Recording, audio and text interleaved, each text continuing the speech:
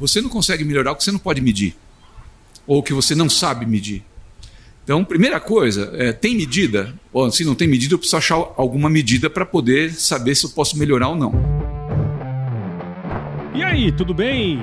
Antes de começar esse episódio aqui, eu tenho um recadinho para você.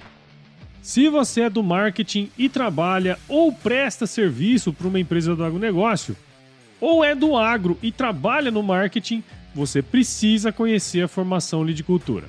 Essa é a formação em marketing digital para o agronegócio mais completa do Brasil, com vídeos, materiais de apoio e tutoriais completos para você aprender tudo sobre o universo do marketing digital no agro. Saiba mais em www.lidicultura.com.br, o link está aqui na descrição. Agora bora começar!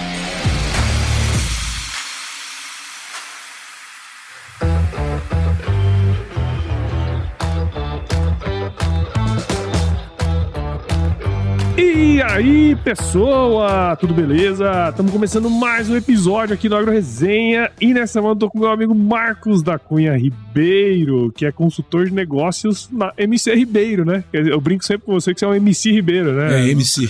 Ficou de repente.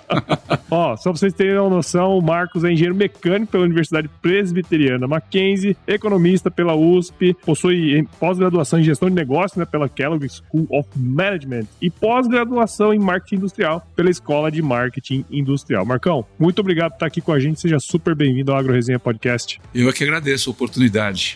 Muito bom. Cara, olha só que doido, né? A gente tá aqui gravando na Piscin, né? No stand aqui da Piscin, na AgriShow. E as coisas vão dando volta, né? Pois então, é. O Marco Gobesso aqui da Piscin trabalhou contigo na época da Santal, que virou ACO, né, cara? Foi Exato. Um negócio meio... Exato. Muda pequeno demais, né, Marco? Exato. Eu não sei, o Afonso tá aqui também? O Afonso, acho que não sei. Até o ano passado ele estava aqui, não sei se ele tá também, mas trabalhou comigo na Jato. E depois, quando o meu tempo de Jumil, ele estava lá também. Jumil já consultoria, né? Sim. Ó, pra você que tá ouvindo aí, já sabe, aqui no Agro Resenha Porteira não tem tramela pra quem busca se informar sobre assuntos ligados ao negócio, então não sai daí, porque esse bate-papo aqui tá muito legal. Firma o golpe, que nós já estamos de volta.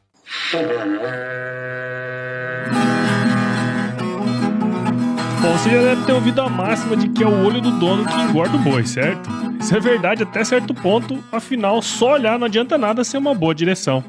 Com base em valores como honestidade, qualidade, inovação nos produtos e excelência no atendimento, a Nutripura, que há quase 20 anos atua no segmento pecuário, te dá essa direção, oferecendo os melhores produtos e serviços aos pecuaristas, garantindo resultados positivos não só no campo, mas principalmente no bolso. E eu digo isso não é da boca pra fora não, afinal eu trabalhei lá, cara, eu vi com meus próprios olhos a competência técnica e o cuidado com o negócio do cliente. Saiba mais sobre a Nutripura em www.nutripura.com.br e fique ligado nos artigos que saem no blog Canivete, que na minha opinião é o melhor conteúdo sobre pecuária de corte que você vai encontrar na internet. Siga também a Nutripura nas redes sociais, é só chegar lá no Instagram, Facebook, Twitter e YouTube e fique atualizado sobre o que há de mais avançado na pecuária. Nutripura, o produto certo na hora certa.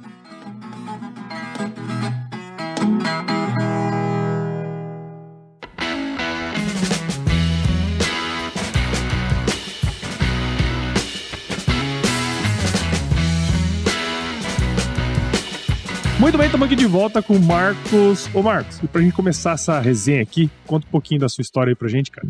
Bom, é difícil saber o começo que você quer, né?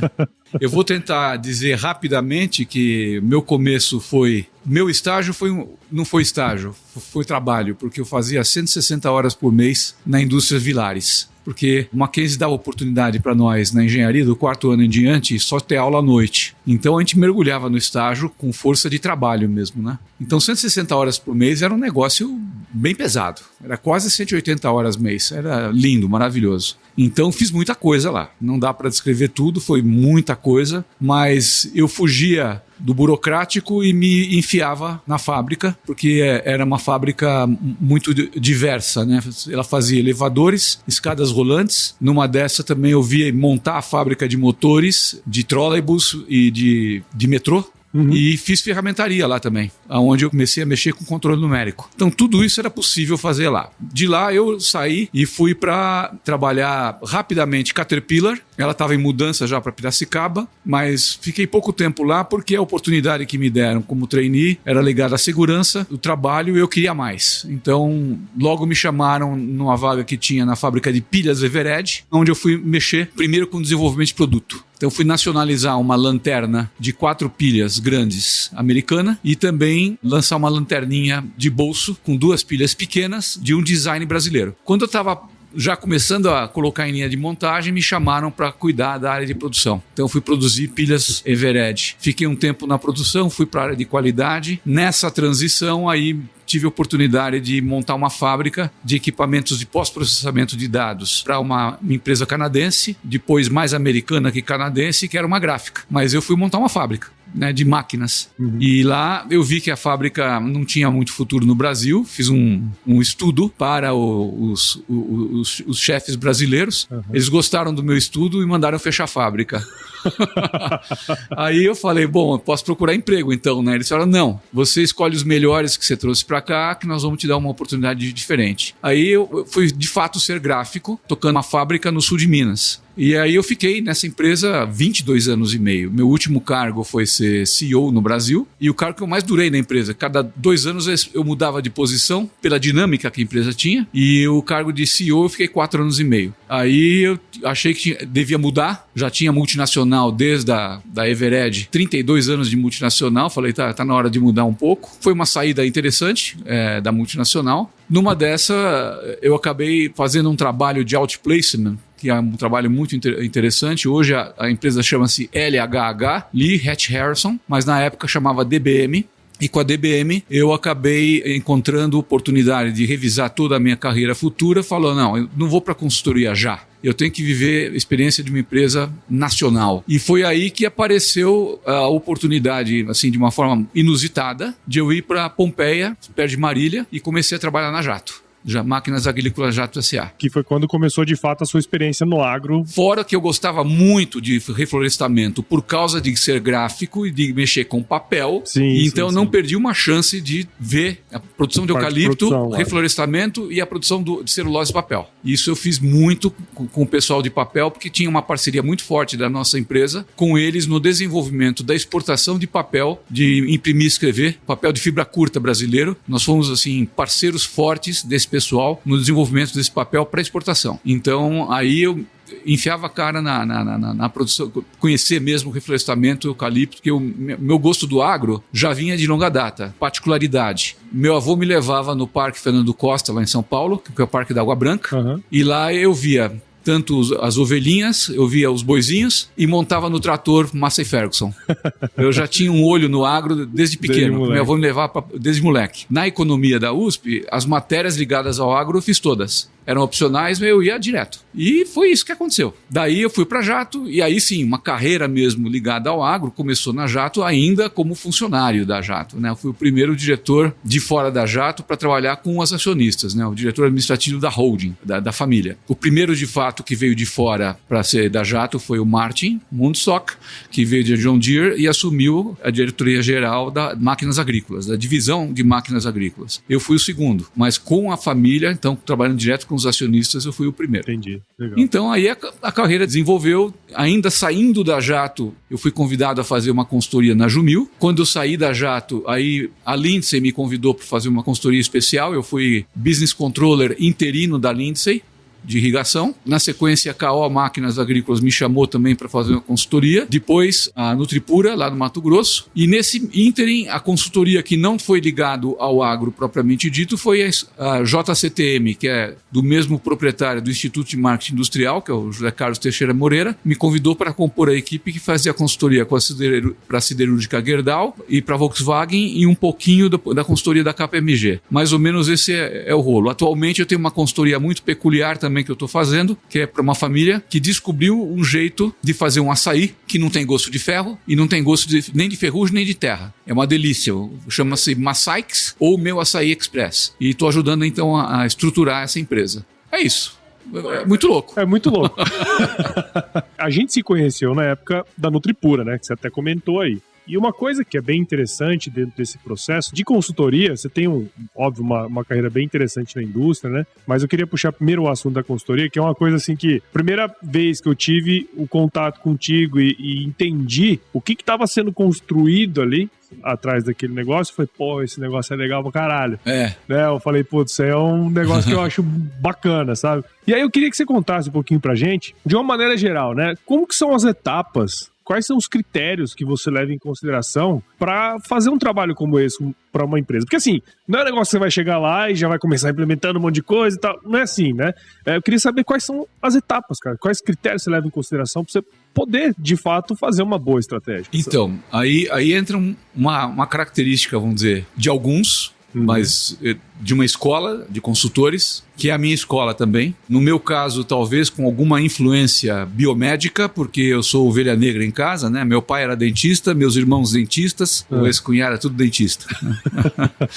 Tem esse lado meio biomédico. Minha filha é dentista, meus filhos, outros 2, são psicólogos. Eu acho que tudo nasce de um diagnóstico. Então, o primeiro passo que eu gosto de fazer em alguma consultoria, seja ela mais focada ou mais aberta, tem que ter um diagnóstico. Essa história que o pessoal costuma dizer hoje, qual é a dor, né, que a empresa tem, é uma simplificação, eu acho, mas que também tem alguma coisa ligada a esse significado de fazer um diagnóstico. Eu gosto mais de falar do diagnóstico de uma anamnese, porque eu posso estar doente sem dor. Não tem dor.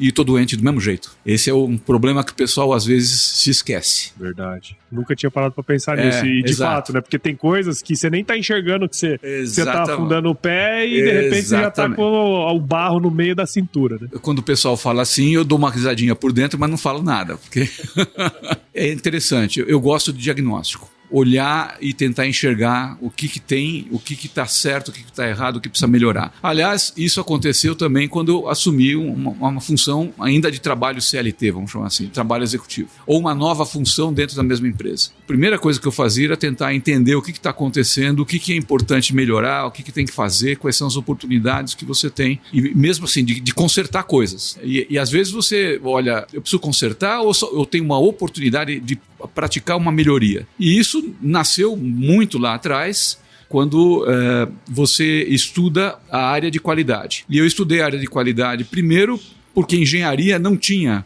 um curso de qualidade, mas não era um curso de qualidade tão amplo. Eu fui estudar depois na Vanzolini, que era da Poli. E lá você aprofunda bastante essa questão da qualidade. E na qualidade uma coisa simples, né?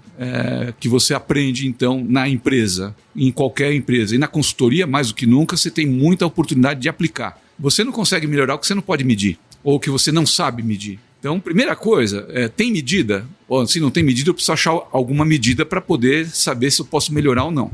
E se você tem um problema para ser resolvido, eu preciso encontrar a causa raiz desse problema. Não adianta eu querer resolver o problema na primeira impressão que eu tenho dele, porque a superficialidade é inimiga da solução. Não é que da perfeição, é da solução.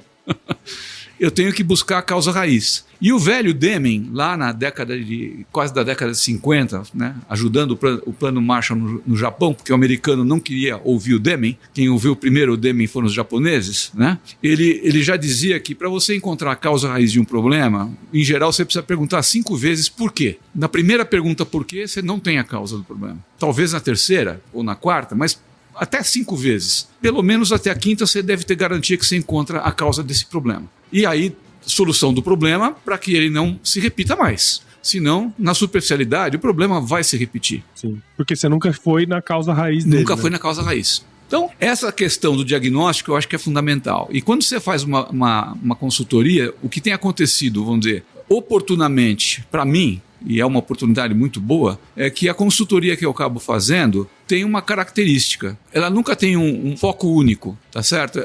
Ela é multidisciplinar. É uma pergunta que muitas vezes me fazem. Mas você é consultor, qual é a especialidade? E aí eu ficava encafifado com isso. Como é que eu respondo essa pergunta? Aí tem um grande amigo meu, que tem um pouco mais velho do que eu, também consultor, e que eu conheci na escola de marketing, no Instituto de Marketing, mas depois fui encontrá-lo na vida de encontros de consultores também. O nome dele é Américo Marques. E ele me falou: Marcos, não esquenta a cabeça.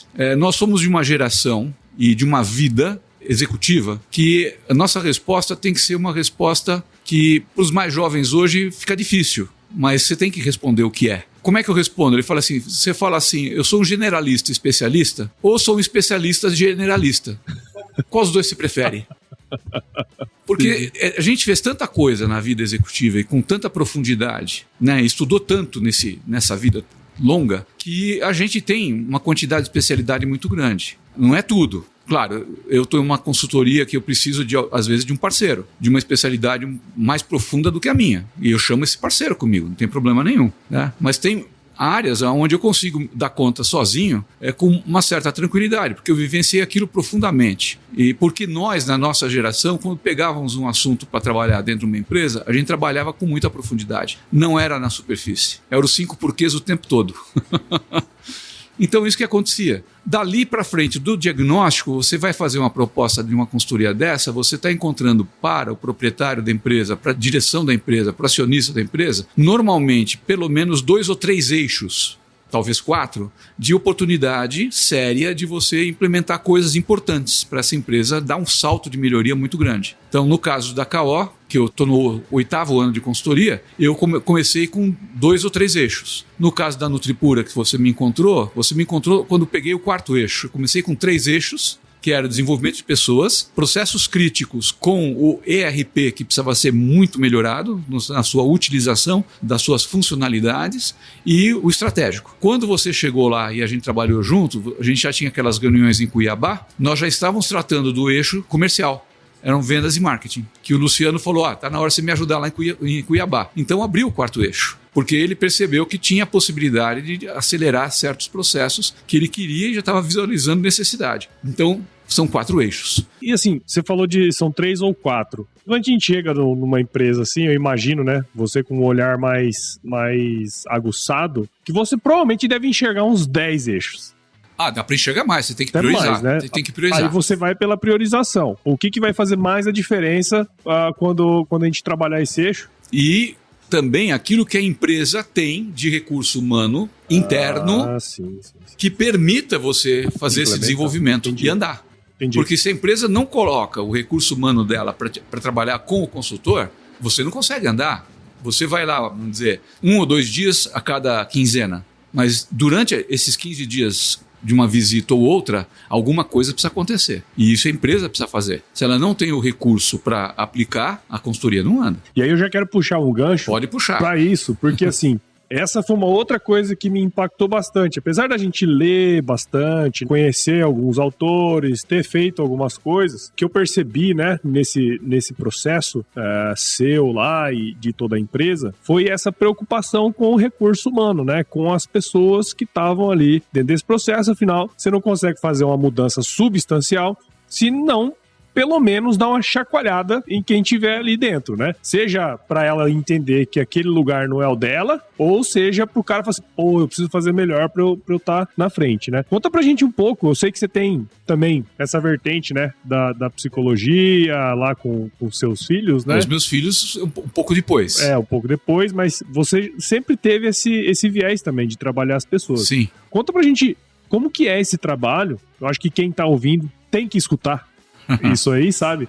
E como que as pessoas fazem para ter acesso a essas ferramentas que você trabalha, né? Seja de coaching, seja de até mesmo análise de perfil, que é a coisa mais elementar ali, né? Como que você pode trazer isso pra gente? Então, tudo começou, eu diria assim, intuitivamente e empiricamente. Mas por quê? Porque muito cedo eu fui convidado a assumir um cargo de supervisão. E no cargo de supervisão, eu já tinha sido supervisionado por alguém e tinha, obviamente, um gerente como chefe. E eu tinha uma dificuldade de aceitar os modelos vigentes, estou falando então do início dos anos 80, os modelos vigentes de supervisão e gerenciamento, que eu observava. Eu falava, isso não funciona bem assim, tem que ser diferente. E, obviamente, eu também tinha modelos de pares. E eu vi a dificuldade dos meus pares. E então, quando eu fui convidado a assumir pela primeira vez um cargo de supervisão, eu estava vendo o que eu faço com isso para ser diferente. Então, foi um primeiro elemento.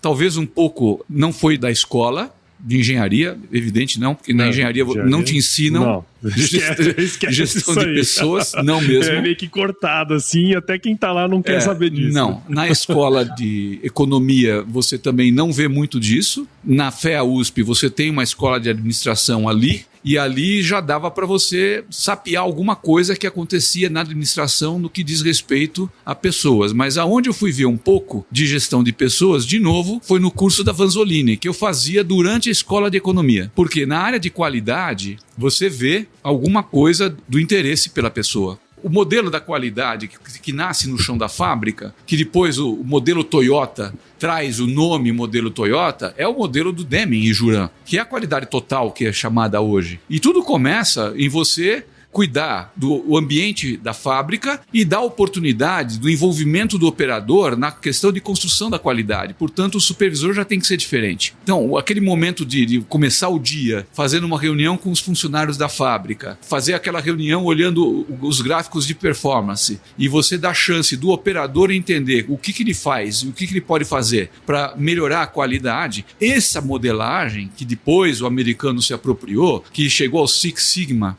o Seis Sigma da Motorola, que hoje tem aí os Green Belts e Black Belts e etc e tal, tudo nasceu lá. E que a Toyota fez fama porque também fez propaganda em cima disso, mas a Honda também fazia muito bem e talvez melhor. No fato é que nós ocidentais depois nos apropriamos um pouco disso. Quando eu olhei tudo isso, eu estudei. E comecei a falar, eu tenho que dar a oportunidade de envolver os operadores. Portanto, eu tinha que ter um diálogo diferente com as pessoas. E aí, quando eu fui supervisor geral da fábrica de pilha, o meu supervisor de linha era um cara que eu tratava diferente. E aí todo mundo viu que eu tratava tão diferente que me colocaram gerente da produção da fábrica de pilha. Entendeu? Entendi. Então a coisa começa a ver, pessoas começam daí. E aí, eu fui estudar um pouco de gestão, também com uma escola ainda antiga, que depois, vamos dizer, fez fama em Harvard e tal, mas ainda modelo americanizado, que era Louis Allen, onde ele falava da gestão de pessoas e falava do famoso PLOC: planejar, liderar, organizar e controlar. Bom, tudo bem, isso era bem basicão, mas nesse liderar, se você fosse estudar um pouquinho mais, o próprio Louis Allen já falava que na liderança tinha que ter diálogo.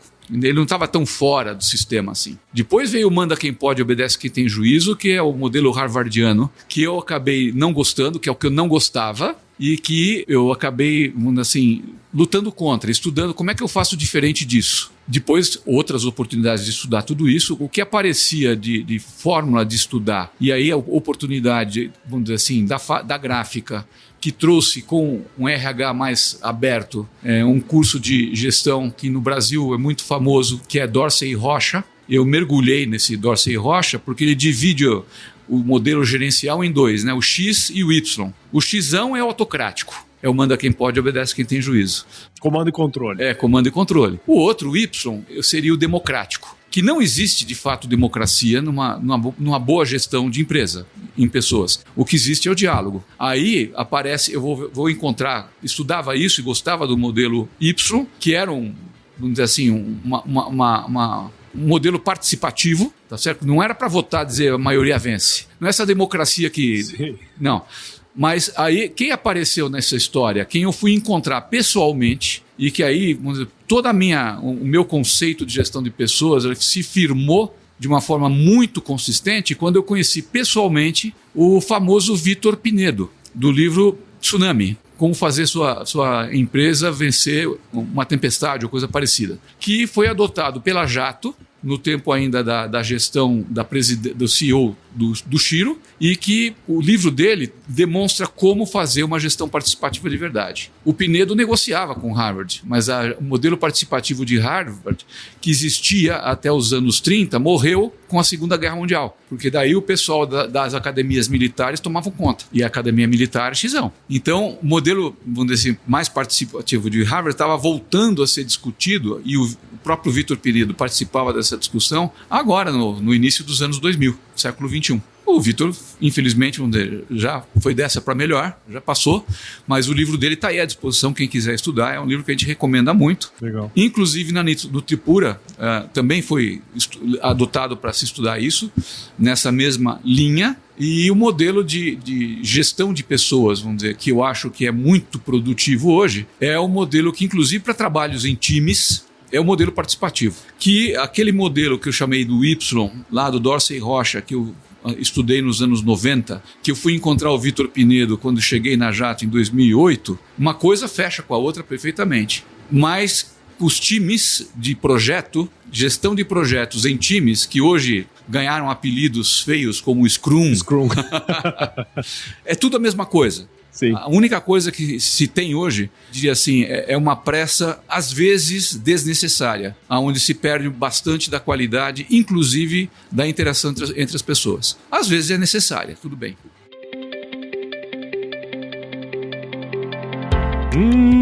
Você fez aquele esforço danado para contratar uma pessoa aí para sua empresa, mas em menos de um ano ela já foi embora, né? Pois é. Eu já fui essa pessoa e posso te dizer, é uma situação desagradável para o empregador, mas tão ruim quanto ou até pior para quem vai embora. E é justamente isso que a Glue HR Solutions não deixa acontecer. A Glue é uma consultoria de recrutamento e seleção diferente de tudo que você já viu por aí. Justamente pelo fato de terem nascido no agronegócio, entendendo com profundidade as necessidades das empresas e especialmente dos candidatos. Para entender melhor o trabalho deles, ouça o episódio número 284 que eu gravei com a Carolina e com o Bruno aqui no AgroResenha e aproveite para marcar uma reunião pelo WhatsApp no número 19 98278 5572.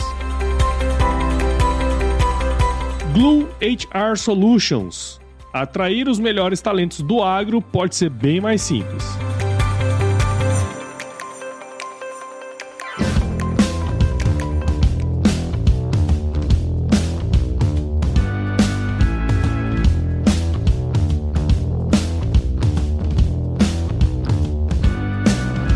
Mas é legal essa visão que você dá pra gente, porque assim, eu lembro de uma vez de uma conversa nossa, você falando assim, porra, esses nomes eles surgem de coisas que já são, só muda o nome. Só muda o nome. Né? É. Eu lembro que você falou isso desse termo, falou isso do marketing industrial, né? Sim. O marketing de atração. Isso. Que é o inbound marketing hoje, do marketing industrial, que é o marketing B2B, né? Que é o B2B. Que aí a gente vai entendendo um pouquinho a história desses nomes e sabendo que, na verdade, são adaptações, muitas vezes, da época, ou do próprio autor, né? E no caso do marketing industrial, a curiosidade foi uma tradução literal que se fez do industrial marketing americano, exato. Que lá o industrial tem muito mais a ver com segmento. Sim, né? Industry, né? Industry, negócios entre segmentos e entre empresas do segmento e não entre consumidor, que era o B2C, que inclusive, vamos dizer assim, o marketing 3.0 do Kotler, ele ganha uma conotação de percepção de valor muito próxima daquilo que se construiu com o B2B.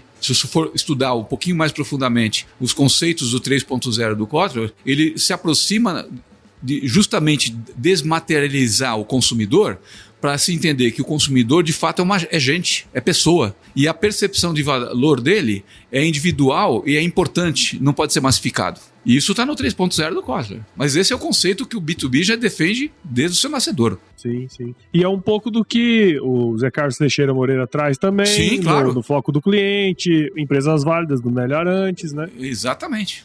Exatamente isso. Legal. Os dois livros que você me indicou, porra. É claro, são os livros que eu te indiquei. É isso mesmo. Só para ir um pouquinho mais nessa questão de pessoas, eu acho que tem uma parte que é crítica hoje, e já que estamos falando disso, existem dois ambientes onde a gente tem discutido isso muito, e aí discutido com preocupação. Tem algumas coisas que inclusive eu compartilhei nesses grupos que eu participo, que é assim: pessoas está cada vez mais crítico você lidar com gente e tratar com gente nas empresas.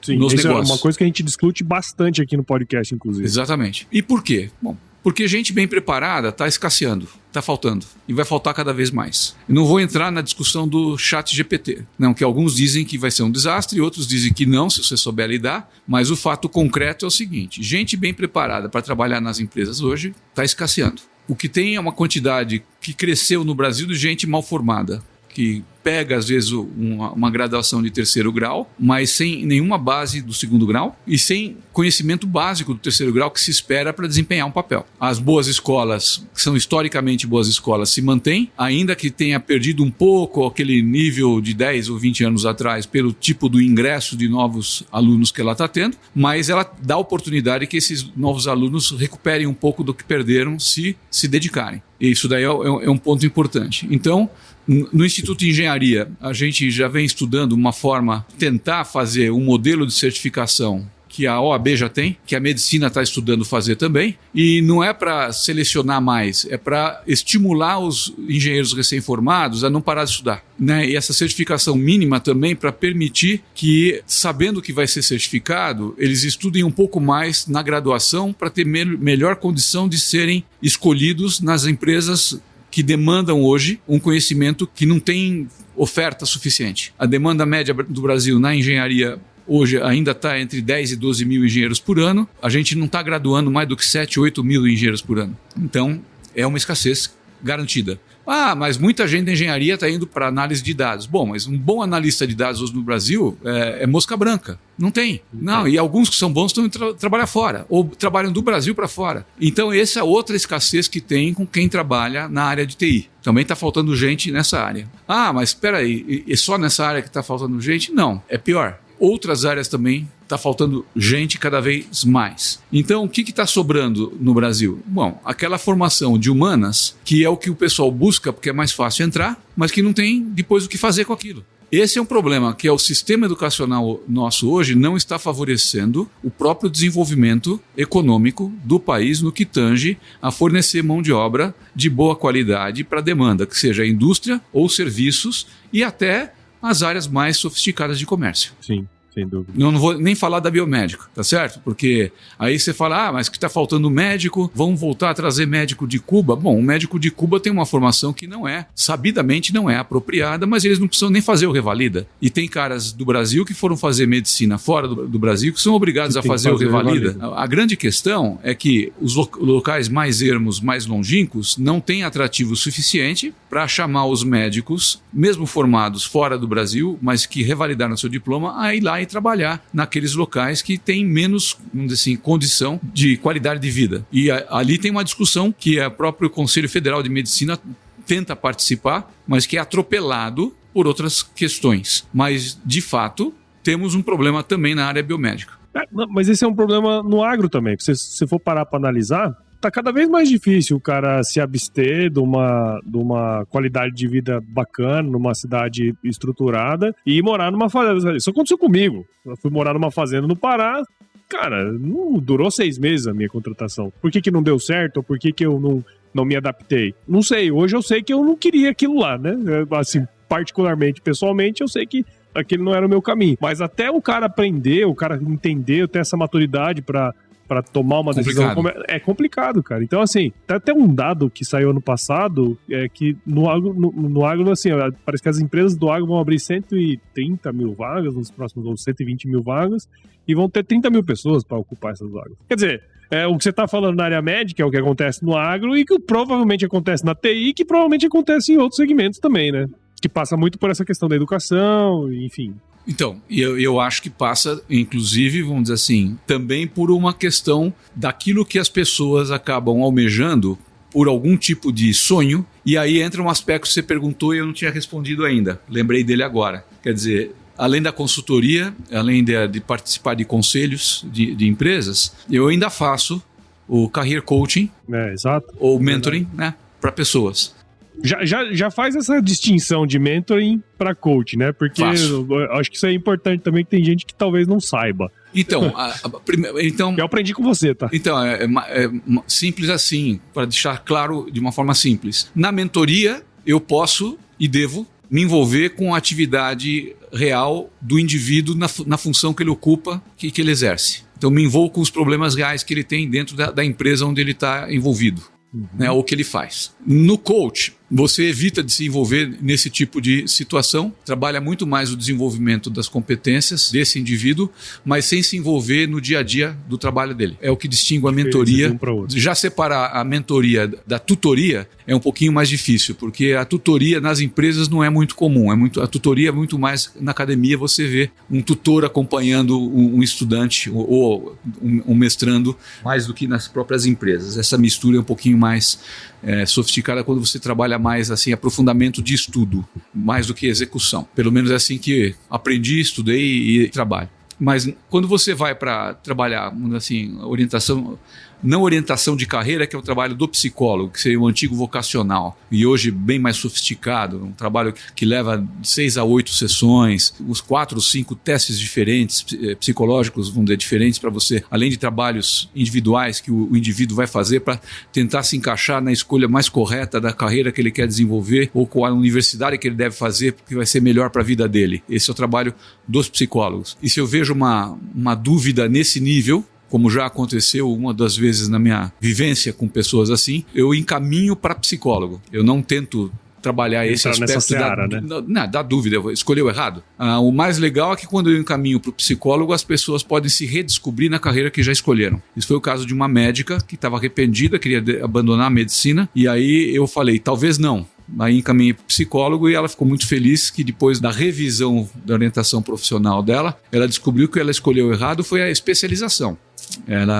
Medicina estava certo, a residência e a especialização que estava errada. Então ela ficou muito feliz em só redirecionar a especialização. É tanta especialização hoje que o errado estava ali. Agora, quando você pega o desenvolvimento agora da carreira do indivíduo hoje, é uma questão também muito voltada tanto para dentro da empresa como para fora da empresa. E a grande questão que eu acho importante é uma questão que os mais jovens são a maioria que me procuram. Eu não sei se isso é uma arrogância do mais velho, o cara que já passou dos 40, ou se já é uma frustração instalada, tá certo? Ou se já é um autoconvencimento de que eu não vou mudar mais porque já fiz o que tinha que fazer. Não sei. Mas os mais jovens é que têm procurado mais. E eu acho isso muito legal porque dá a oportunidade dele direcionar a carreira profissional dele de uma forma que eu acho muito coerente.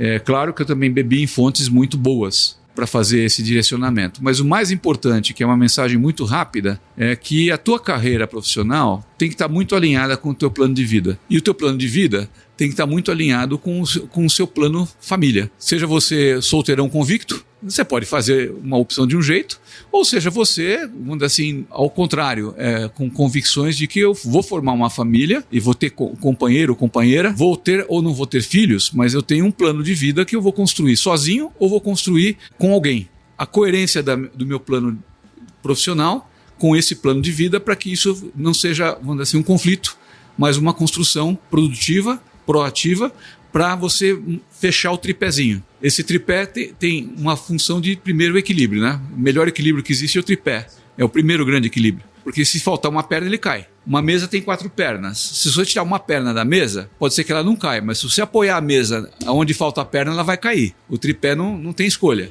E esse tripé tem uma coisa muito legal. O equilíbrio econômico-financeiro é uma perna. O segundo é a sua inserção social. E o terceiro é a autorrealização. Você se sente plenamente realizado aquilo que você faz. Seria, vamos dizer assim, um equilíbrio psicológico. Então, essas 3 pernas te sustentam na sua vida profissional e na sua vida propriamente dita, que não é só profissional, maravilha. Como se fosse discutir hoje a questão da empresa e da própria economia do país no conceito de Oxford e Cambridge, que se chamou Triple Bottom Line. Qual é o equilíbrio do Triple Bottom Line? Economia, social e ambiental. Né? E ambiental. Que estragaram com o ESG. Sabe por que estragaram, né? Porque eles tiraram a economia. Eles querem que Environmental, social e governança. Exato. Tiraram a economia. Vai ver como? Vai ver do quê? A gente vai abraçar umas árvores e tal. Não, e o mais legal é que na governança, o papel do dono da empresa, do criador do negócio, do empreendedor, desaparece porque a governança está querendo ser jogada na mão, tá certo? Dos stakeholders no entorno. Qualquer um manda, menos o empreendedor. Essa é a minha crítica. Esse é um papo que daria pra gente desenvolver mais depois. Não, esse é um papo que, na minha opinião, tem que ser discutido. Eu te falei que eu estou no Instituto de Engenharia, que a gente discute muito pessoas. Segundo lugar que eu discuto muito pessoas e o SG está em discussão é no CRA, Conselho Regional de Administração. Porque tem um grupo lá chamado GEAP Tech, que é o Grupo de Gestão de Pessoas na Tecnologia. E lá tem um subgrupo que seria a Sociedade 5.0, que eu faço parte, então, do GEAP Tech e da Sociedade 5.0. A Sociedade 5.0 não dá para não discutir ESG. E a grande questão que nós estamos discutindo é isso. Opa, nós somos Conselho Regional de Administração. A administração, eu tenho que ter algum ponto de equilíbrio, tá certo? Então, nós estamos discutindo isso. Como é que ficou o Triple Bottom Line, que tinha a economia como geração de riqueza para sustentar o ambiental e o social, e agora no ESG eu tiro tudo isso e jogo na mão de quem? E da onde vem? Aí essa coisa vai longe. Vai longe, muito longe. O terceiro grupo que eu participo, só para fechar essa parte de pessoas, que tem tudo a ver com o que nós estamos falando aqui, com o desenvolvimento de pessoas e tudo mais, é um grupo muito interessante. Esse só existe no WhatsApp, mas existem gente legal de lá, vários deles participam do LinkedIn, que é vamos dizer, é a grande rede profissional de negócio que chama-se Lifelong Learning. É um nome conhecido, mas que adotou por esse grupo. E que tem tudo a ver com o desenvolvimento das pessoas na empresa, para onde estiver. Quer dizer, eu tenho que aprender, aprendizado, tem que ser para a vida inteira. E esse é o ponto crucial. Nunca para, né? Não tem como parar. Não tem como parar.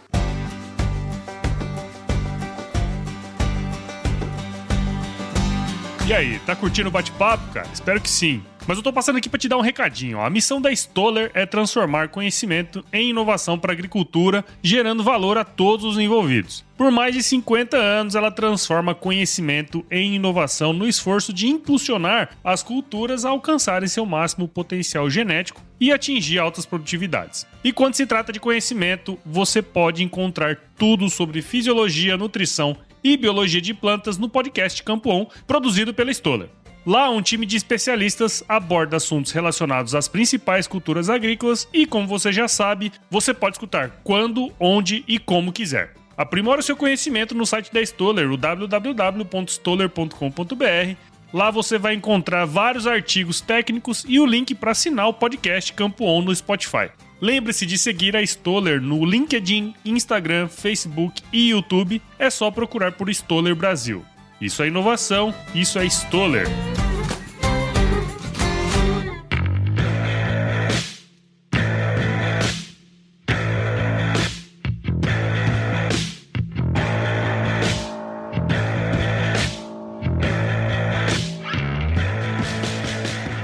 Show de bola. Pô, Marcão, poderíamos ficar aqui horas, né, cara? A gente conversando sobre isso aqui. A gente já trocava muita ideia antes, né? Quando a gente trabalhava junto lá na Nutripura, mas eu falei, pô, se o Marcão estiver lá na AgriShow, eu quero gravar pessoalmente com ele pra trazer pra resenha. Foi muito bom. E pra você falar essas coisas, cara. Porque assim, a gente, vira e mexe, nós falamos aqui sobre esse gap, né, que a gente tem de pessoas e tal. Mas como elas podem procurar ajuda também.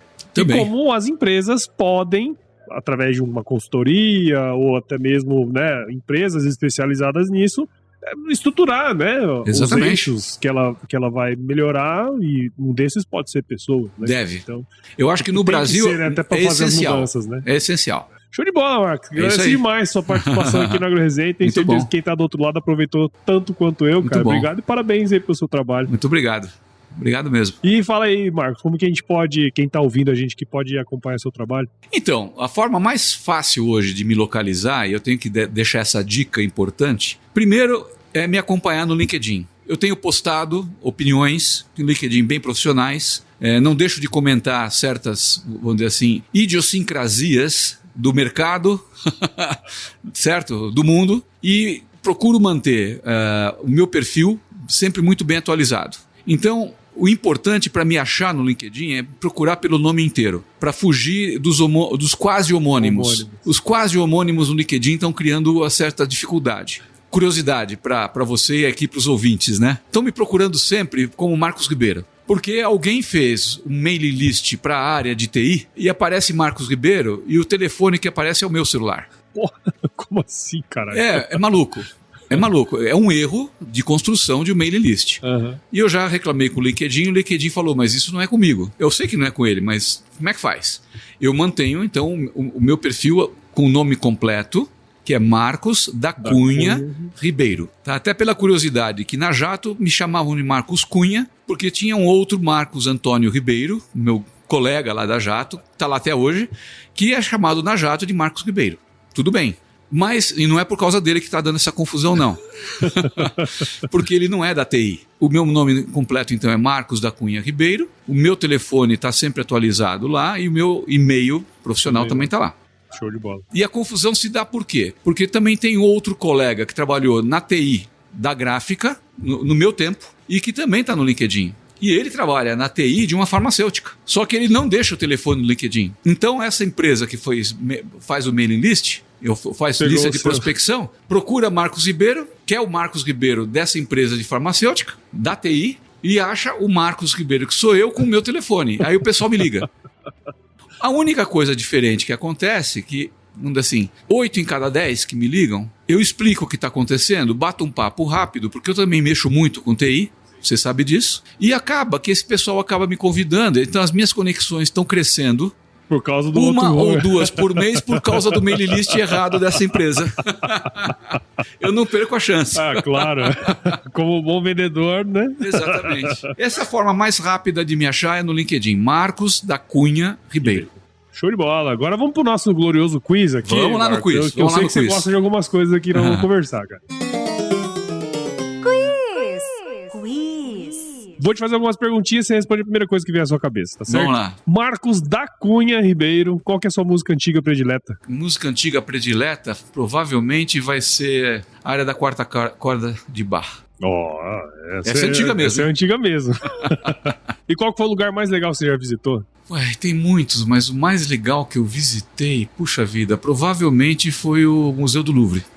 Legal, é bonito mesmo. E na cozinha, Marcão, qual que é a sua especialidade, cara? Frutos do mar de modo geral. Sabia que você não ia me decepcionar, cara. Frutos do mar de modo geral. Filho de Caiçara dá nisso.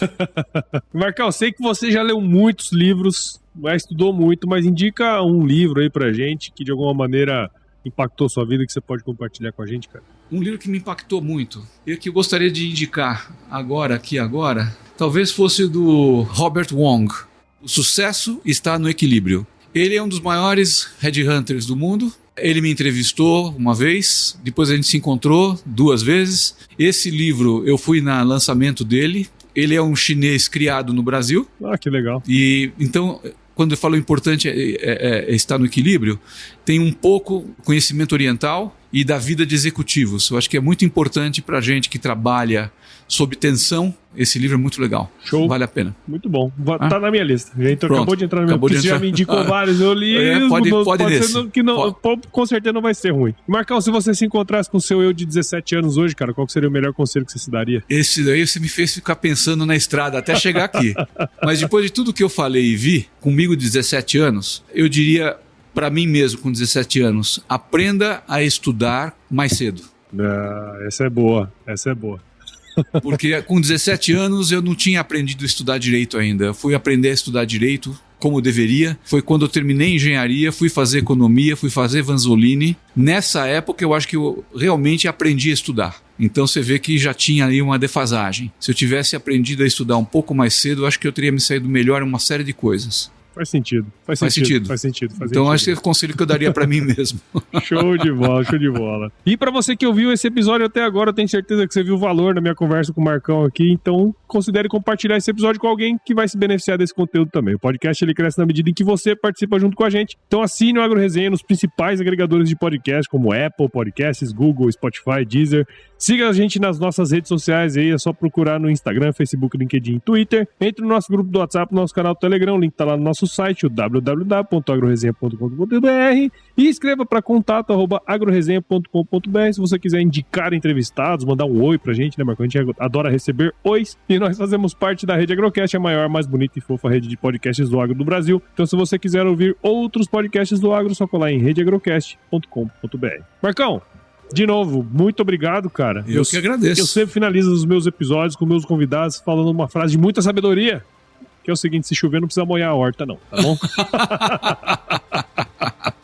Ainda mais nesse período de seca que nós estamos entrando, outono, a previsão é boa, viu? Né? Nós estamos entrando numa época que vai ter que molhar a horta de vez em quando. Vai, quase todos os dias. É isso aí. Muito obrigado, viu? Foi ótimo. Show de bola.